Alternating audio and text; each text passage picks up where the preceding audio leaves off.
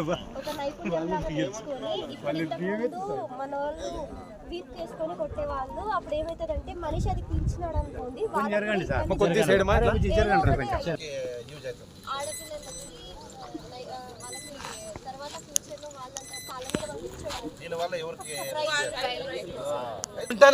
వెంటనే ఎమ్మెల్యే గారు స్పందించినారమ్మా.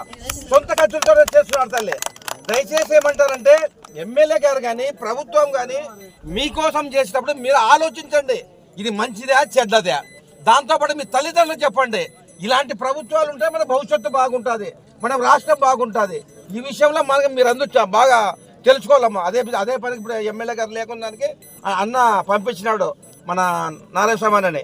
కాబట్టి కష్టపడే మనస్తత్వం ఉండాలా, అందరూ కలిసికట్టుగా పనిచేయాలా, రాష్ట్రం అభివృద్ధి చెందాలా. అందరూ బాగుంటే మనం బాగుంటాం తల్లి. ఇవన్నీ ఓవరాల్గా చూస్తుంటే లోకేష్ ఒక పక్క, చంద్రబాబు పక్క, అలా ఒక దేశాలు తిరుగుతున్నారు తల్లి. ఎందుకోసం? పెట్టుబడుల కోసం తిరుగుతున్నారు ఆయన.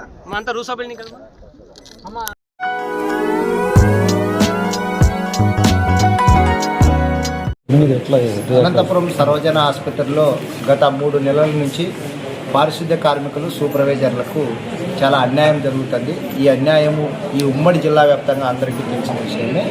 మరి అందులో భాగంగానే ఈరోజు సాయంత్రం 6:30 గంటల ప్రాంతంలో ఈ పారిశుద్ధ్య కార్మికురాల నాయకురాలైనటువంటి నల్లమ్మపై కాంట్రాక్టర్లు దౌర్జన్యంగా భౌతిక దాడి చేయడం అనేది చాలా దుర్మార్గపు చర్య.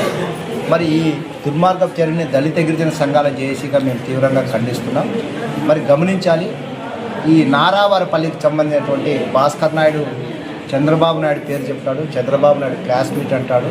తన మేనేజర్లకి యథేచ్ఛగా ఆదేశాలు, అంటే దాడులు చేయండి, దౌర్జన్యాలు చేయండి, అవసరమైతే ఆసుపత్రుల్లో కార్మికులు తరిమి కొట్టండి అనే రీతిలో వాళ్ళకి సంకేతాలు ఇవ్వడం వల్లనే ఈ మేనేజర్లు ఈ బరి తెగించి వీళ్ళని బెదిరించడం కానీ, మహిళలనే కనీస ఇంకిత జ్ఞానం లేకోకుండా వారిని అసభ్యకరంగా మాట్లాడి వాళ్ళని మానసిక క్షోభకు గురి చేయడం కానీ, ఫైనల్గా భౌతిక దాడులు చేయడం కూడా అనేది కూడా జరుగుతుంది.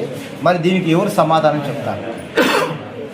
మరి ప్రభుత్వం చెప్తుందా, కాంట్రాక్టర్ చెప్తాడా, ఇక్కడున్నటువంటి పోలీసులు చెప్తారా? మేము 3 నెలల నుంచి అరుస్తూనే ఉన్నాం. పారిశుద్ధ్య కార్మికులకి, సూపర్వైజర్లకి తీవ్రమైన అన్యాయం జరుగుతుంది, వాళ్ళకి న్యాయం చేయండి అని చెప్పేసి ఆర్డీఓ, జిల్లా కలెక్టర్ దృష్టికి, డిఎంఎండ్హెచ్ఓ దృష్టికి, మళ్ళీ సూపరింటెండెంట్ దృష్టికి కూడా తీసుకెళ్ళాం. మరి ఇంతమందికి వీళ్ళు గోడు ఆవేదన తెలియజేస్తుంటే ఏం చేశారు? ఇక ఈ రకంగా దాడులు చేసి వాళ్ళ ప్రాణాపాయ స్థితిలోకి పోయే విధంగా జరుగుతుంది. అయినప్పటికీ వీళ్ళు మౌనంగానే ఉంటున్నారు. దీనికి కారణమంతా పూర్తిగా కాంట్రాక్టర్లే. ఈ పద్మావతి ఏజెన్సీని వెంటనే బ్లాక్ లిస్టులో పెట్టాలి. ఈ అనంతపూర్ జిల్లా సర్వజన ఆసుపత్రికి ఈ పద్మావతి ఏజెన్సీ అనేది వద్దు. వీళ్ళు ఉంటే రేపు ఇంకా ఎన్ని ప్రమాదాలు జరుగుతాయో, ఇంకా అవసరమైతే ఏమైనా చంపేస్తారేమనేటువంటి భయం కూడా మాకు అర్థమవుతుంది. మరి ఖచ్చితంగా ఇంతకుముందు సిఐటి నాయకులు ముర్తుజా గారు చెప్పినట్లు రేపు విధులను బాయ్కాట్ చేస్తున్నారు. మరి దానికి దళిత గిరిజన సంఘాల జేఏసీగా మేము కూడా సంపూర్ణ మద్దతు తెలియజేస్తూ ఆ కార్యక్రమాల్లో పాల్గొంటాం. ఖచ్చితంగా ఎవరైతే ఈ నల్లమ్మపై దాడి చేసిన యశ్వంత్, సాయి తేజారెడ్డి, హరిప్రసాద్లపై ఎస్సీ ఎస్టీ అట్రాసిటీ యాక్ట్తో పాటు హత్యాయత్నం కేసు కూడా నమోదు చేయాలని చెప్పేసి మేము డిమాండ్ చేస్తున్నాం. దీంట్లో పోలీసులు కానీ, రాజకీయ నాయకులు కానీ ఎటువంటి వాళ్ళు ఒత్తిడికి లోను కాకోకుండా ఈ కార్మికురాలపై జరిగినటువంటి దాడిని గుర్తించి కఠిన చర్యలు తీసుకోకపోతే మాత్రం అవసరమైతే ఇదే కార్మికులు మరి ఎంతటి ఎదురు తిరగడానికి కూడా సిద్ధపడే రోజు కూడా ఎక్కువ కాలం లేదు. వీళ్ళు ఉండేది ఎంతమంది ఉన్నారండి? 5 మంది ఉంటారు మేనేజర్లు. మళ్ళీ 200 మంది కార్మికులు ఉంటున్నారు 30 సంవత్సరాలుగా ఈ హాస్పిటల్లో సేవలు చేసుకుంటూ.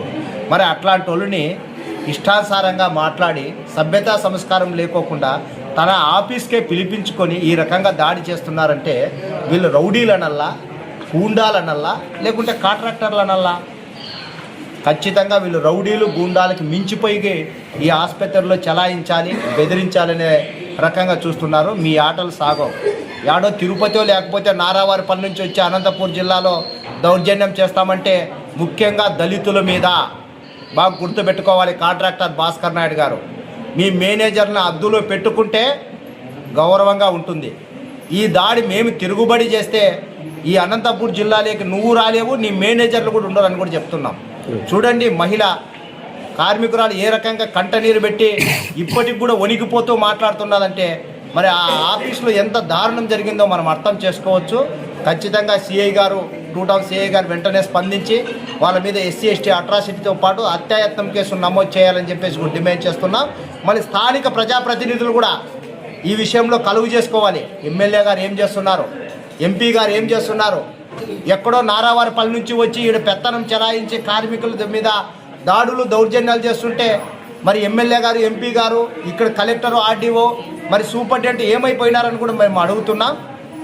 రేపు నుంచి జరిగే ఈ విధుల బహిష్కరణలో మేము కూడా ప్రత్యక్షంగా పాల్గొంటుంటాం. సిఐటితో పాటు వాళ్ళకి న్యాయం జరిగేంత వరకు కూడా పోరాడతామని చెప్పి తెలియజేస్తున్నాం.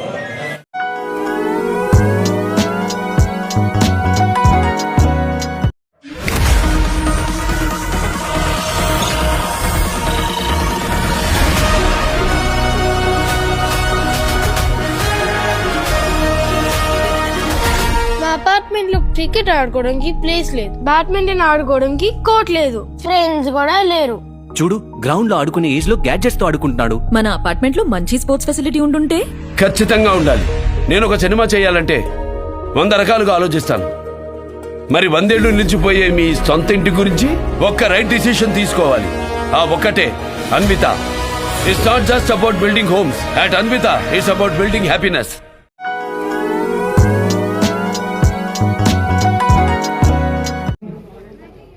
ఈరోజు పామిడి మండలం రామరాజపల్లి గ్రామంలో ప్రజా దర్బార్ కార్యక్రమం నిర్వహించడం జరిగింది. మన ముఖ్యమంత్రి నారా చంద్రబాబు నాయుడు గారు ఆయన ఆదేశాల మేరకు రాష్ట్రంలో ఉన్న ప్రజలందరికీ కూడా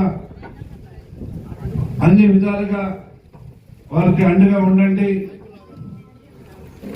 మనము చెప్పిన మాట ప్రకారంగా సూపర్ 6 సూపర్ హిట్ అని భాగంగా మనం బ్రహ్మాండంగా అవ్వదాతల పెన్షన్ కావచ్చు, అక్క చెల్లెమ్మలకి గ్యాస్ సిలిండర్లు కావచ్చు, అదేవిధంగా అక్క చెల్లెమ్మల పిల్లలకి తల్లికి వందనం కావచ్చు, అదేవిధంగా ఉచిత బస్సు కావచ్చు, అదేవిధంగా అన్నదాత స్థుతిభవ రైతన్నలకి 20,000 రూపాయలు కావచ్చు. అన్ని విధాలుగా ఈరోజు మన ముఖ్యమంత్రి నారా చంద్రబాబు నాయుడు గారు ప్రజలందరికీ కూడా చెప్పిన మాట ప్రకారంగా 1.5 సంవత్సరాలు నెరవేర్చిన ఘనత మన ముఖ్యమంత్రి గారు దక్కింది. దాని భాగంగా ప్రతి నియోజకవర్గంలో ఇంకా ఏదైనా ప్రతి గ్రామంలో ఏదైనా సమస్యలు ఉంటే ప్రజల సమస్యలు తీర్చి, పొలాల సమస్య కావచ్చు, ట్రైన్ సమస్య కావచ్చు, ఇతర ఏదైనా సమస్యలు ఉంటే కూడా నేరుగా అర్జీ రూపకంగా మీరు పంపిస్తే నా దగ్గరికి ఇస్తే అది ఏ శాఖకి సంబంధించింది, అది ఎంఆర్ఓకి సంబంధించిందా, లేదంటే ఎంపీడీఓకి సంబంధించిందా, లేదంటే పిఆర్కి సంబంధించిందా, ఆర్ఎండ్బికి సంబంధించిందా అని తెలుసుకొని వారి డిపార్ట్మెంట్కి పంపించడం జరుగుతుంది. కాబట్టి మీరు ప్రతి ఒక్కరు దీన్ని సద్వినియోగం చేసుకుంటారని ఇక్కడికి వచ్చిన ప్రతి ఒక్కరికి పేరు పేరున హృదయపూర్వక ధన్యవాదాలు తెలుపుతూ సెలవు తీసుకుంటాను.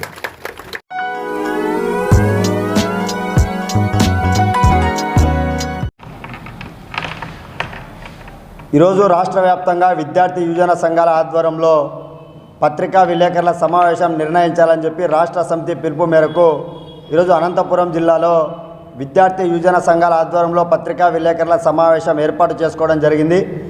రాష్ట్ర ప్రభుత్వం ఎన్డీఏ ప్రభుత్వం అధికారంలోకి వచ్చిన తర్వాత రాష్ట్ర ప్రభుత్వాన్ని ఎవరైతే ఎన్నికల్లో హామీలు ఇచ్చారో ఆ హామీలు అమలు చేయాలని చెప్పేసి ప్రశ్నిస్తూ ఆందోళన కార్యక్రమాలు చేస్తున్నటువంటి విద్యార్థి యువజన సంఘాల నాయకులపైన ఈ మధ్యకాలంలోనే రాష్ట్ర ప్రభుత్వం కొన్ని జిల్లాలలో అక్రమ కేసులు, అక్రమ నిర్బంధాలు, రౌడీ షీట్లు ఓపెన్ చేయడాన్ని విద్యార్థి యువజన సంఘాలుగా మేము ఖండిస్తూ ఉన్నాం.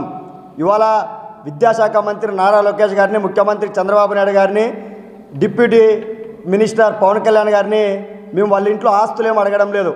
మీరు ఏవైతే ఎన్నికల్లో ఉన్నటువంటి సందర్భంలో విద్యార్థులకు, యువజనులకు హామీలు ఇచ్చారో మేము అధికారంలోకి వస్తేనే హామీలు అమలు చేస్తామని చెప్పి ఆ హామీలు అమలు చేయమని అడిగితే విద్యార్థి సంఘాల నాయకులపైన, యువజన సంఘాల నాయకులపైన కేసులు నమోదు చేసి విద్యార్థి యువజన సంఘాల ఉద్యమాన్ని అణిచివేసేందుకు రాష్ట్ర ప్రభుత్వం కుట్ర పడుతూ ఉంది.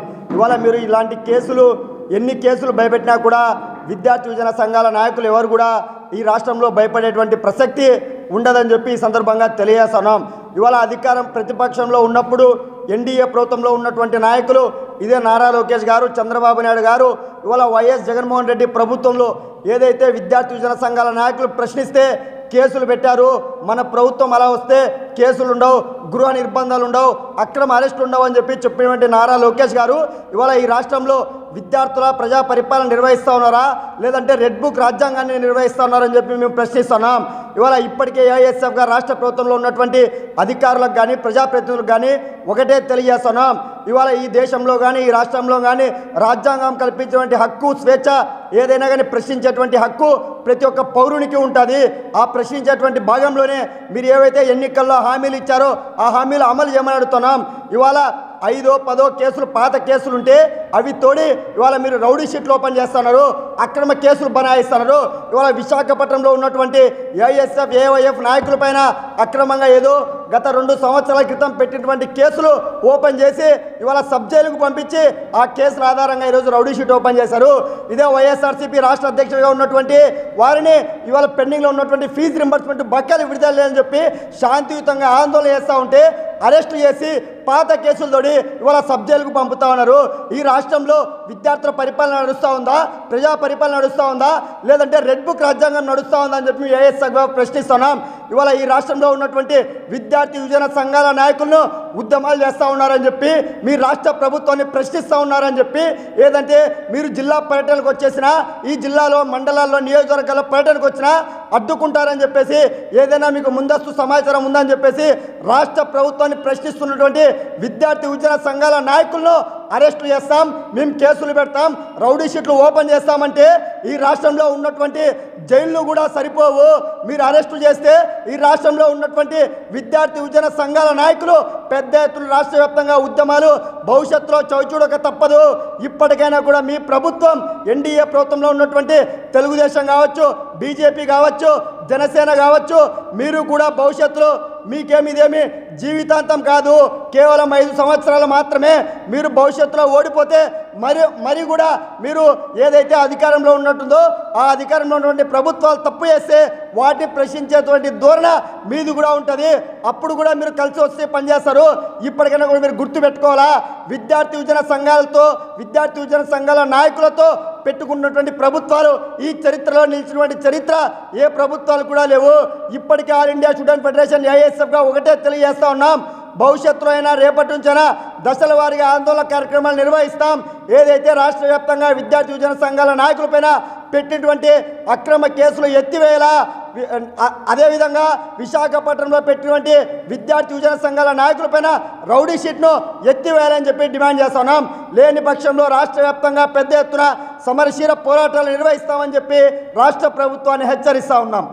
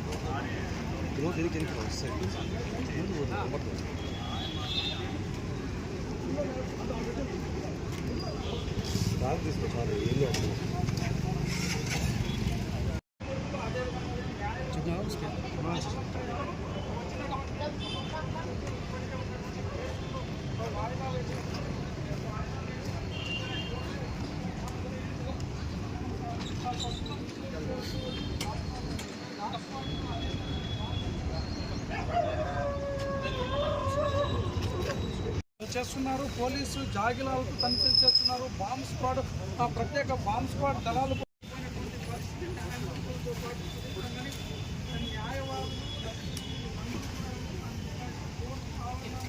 మొత్తం ఖాళీ చేసి కోర్టు ఆరంలో మున్సిపల్ కోర్టు, అదేవిధంగా జిల్లా కోర్టులో కూడా పూర్తి స్థాయిలో ఇక్కడ తనిఖీలు చేస్తున్న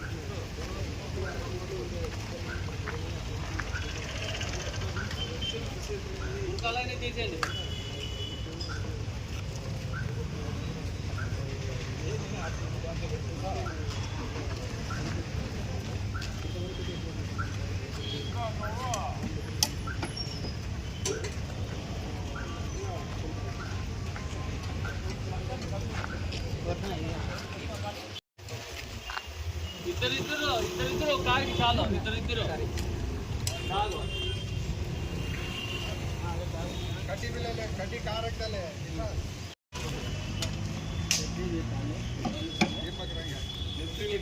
लेफ्ट की एक्टिंग राइट की एक्टिंग कर लेते जल्दी हो जाता है